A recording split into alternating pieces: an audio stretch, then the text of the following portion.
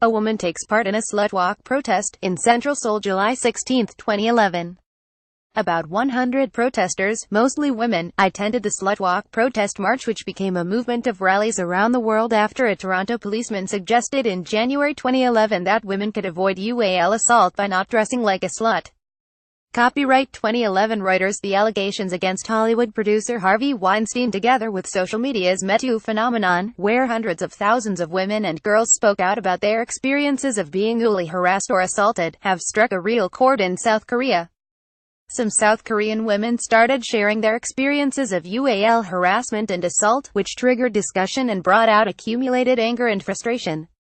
Yesterday, the South Korea government promised new measures to tackle UAL harassment in the workplace. This is desperately needed. South Korea has a serious problem with harassment and violence against women. It was recently ranked an abysmal 116 out of 144 countries when it came to gender equality. Footage emerged this week of nurses at a hospital allegedly forced to dance in skimpy outfits for visiting officials. In a recent survey, 80% of South Korean men said they had physically or psychologically abused a girlfriend.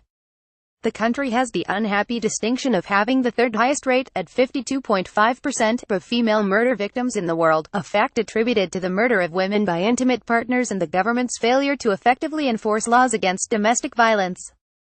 The government should do much more to address the problem. 2015 survey by the South Korea government found that over 78% of UAL harassment victims in the workplace said they did not take any action to seek protection or redress but rather put up with it. Many women said they did not believe it was likely they'd get help even if they raised the case. The government's education guidelines have been criticized by experts and civic groups for falling well short of what is needed to stem this crisis. An indication of just how out of touch the guidelines are is their suggestion, intended for high school teachers, that women may risk rape if they go on dates with men that pay for an expensive meal as they may expect.